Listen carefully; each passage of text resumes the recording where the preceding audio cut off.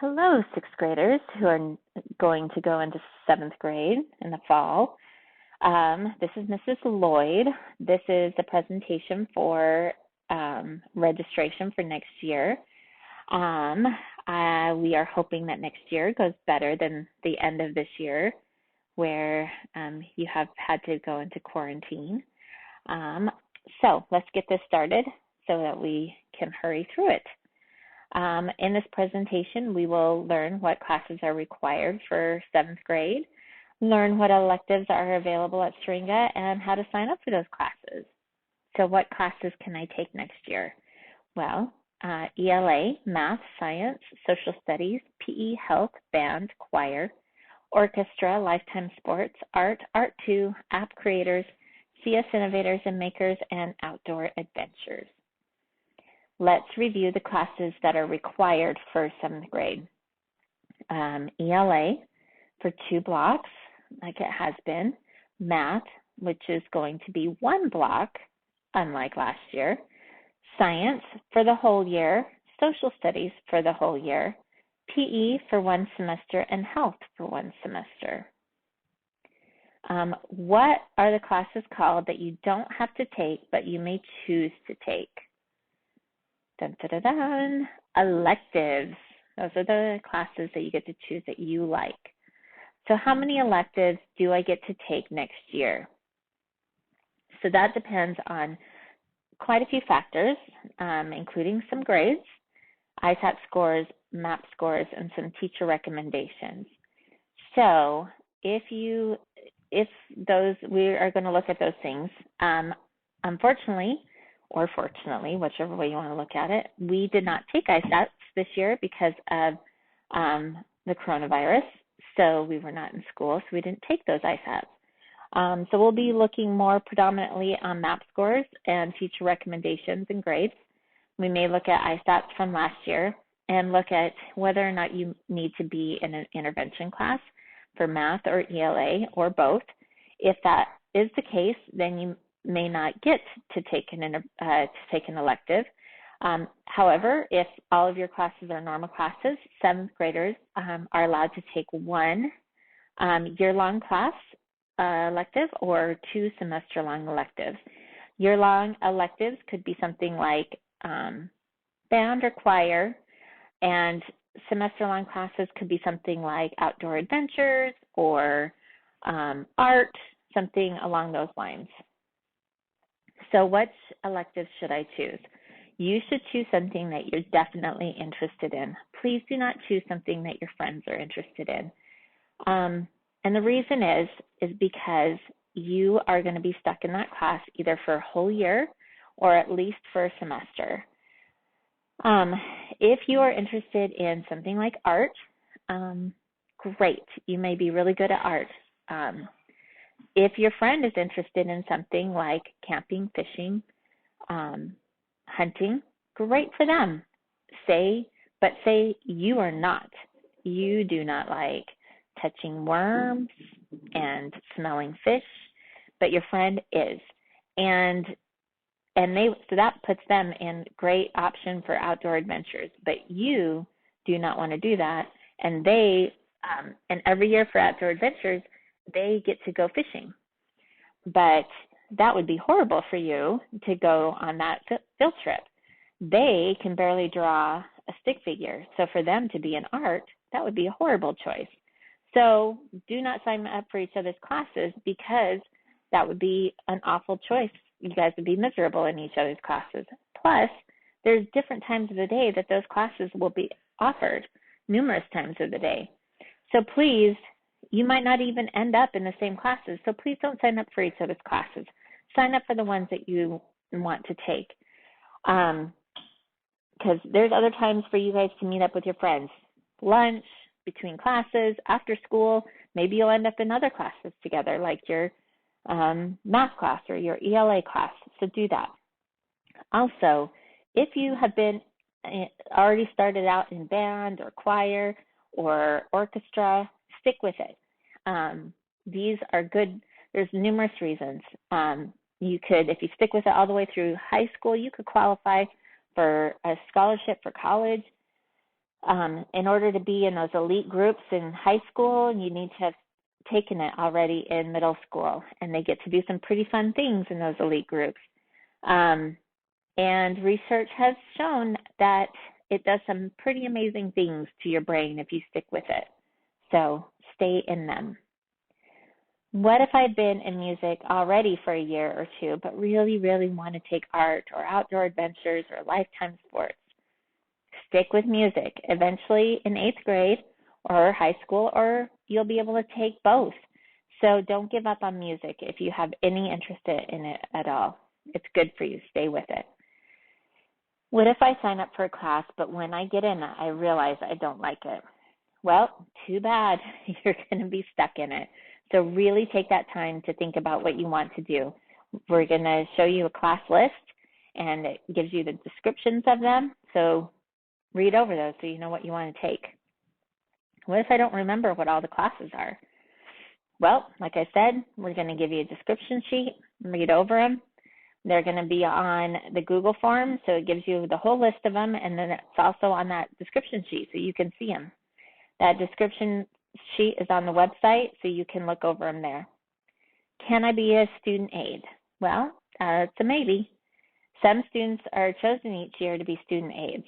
In order to be a student aide, you must have no grade lower than a C, excellent behavior, excellent attendance, a complete application, and alphabetization skills.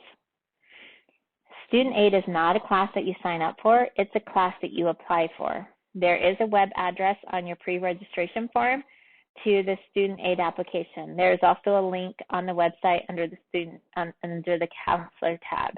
Also on the Google form, there is a link as well.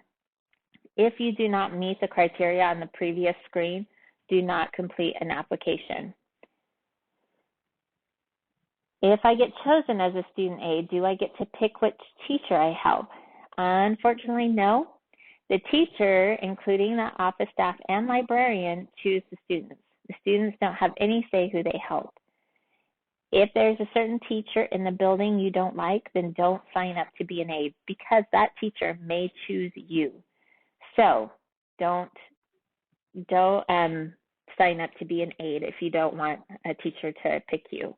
Also, if you kind of are choosing this class because you don't want to do a lot of work, or you're hoping this is the way that you can get a lot of homework done, also don't pick this class, especially because you may get picked by the office or the library, and you're going to be doing a lot of work and a lot of running around for those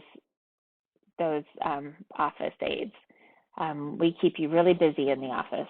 All right, pre-registration forms. These forms tell the office what classes you want to take next year, and so take it seriously. Talk to your parents about it so that they can help give you some guidance. They know you just as well as you know you, and they might help you realize what classes that you should take next year. Okay, so here are the forms that you're going to be looking at if you're filling out the paper forms. The one on the left gives you the descriptions of the classes. The one on the right is the paper form for the registration. If you are filling out the paper form, this is what it will look like. The Google form looks a little bit different. We are asking that you do the Google form.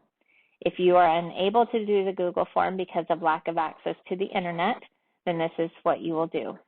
So on the paper form, we are asking for you to mark your choices in order of 1 through 6.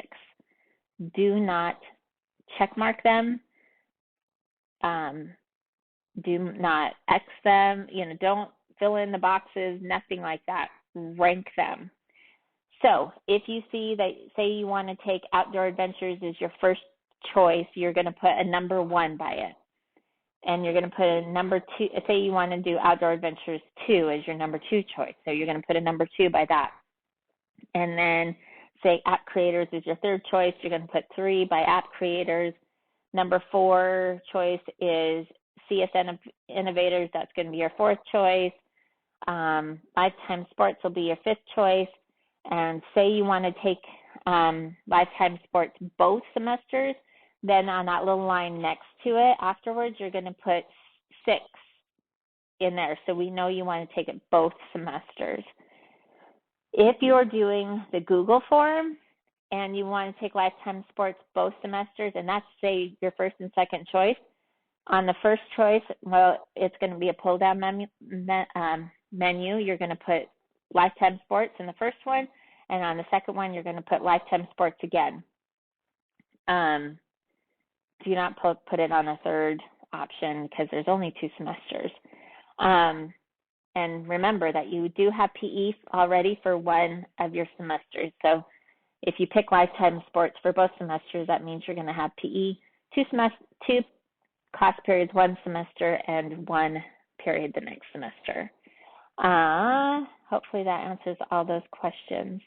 And again, this form here on the left gives you all of the descriptions, and this one here on the right is the form you will fill out and send in, or take a picture and email it in, something like that. Or, like I said, Google form is what we prefer. Pre-registration forms, we went over that. Okay, pre-registration forms, complete the Google form or mail the paper form to the school, or you'll take a picture of it and you'll email it. The forms must have both. If you're doing a paper form, you must have your signature and your parent's signature on it. What if I'm going to a different school next year? Fill out the paper form anyway, just in case something, or the Google form, just in case something happens and you end up coming back to Syringa at some point. If you come back to Syringa and your form isn't turned in, you will not get the classes, or that way you'll get the classes that you want if you fill all the information out. It happens every year. Kids think they're going to move away and they don't, or they move away and they come back, or they think they're going to another school and they end up coming back to Syringa. We had it happen last year. Quite a few kids ended up coming in the fall that didn't think they were. What if I don't turn in a form? You will have no choice in what classes you get, and then you'll have to take whatever the office assigns you, and those are usually classes that are just kind of leftover classes. All right, thank you for watching. Fill out the Google form, of course, after you talk to your parents and looked over the class descriptions. If you have any questions, you can email me at Lloyd@caldwellschools.org or Mrs. Hardy-Gutshall at ehardy@caldwellschools.org. The descriptions will be in the link in the bottom. I hope that you guys have a good rest of the school year and get those packets done, and you have a good summer. And I can't wait to see you guys in the fall, because hopefully next year will be a way better year. Can't wait to see you guys again. Really missing you. All right, have a great day. Bye.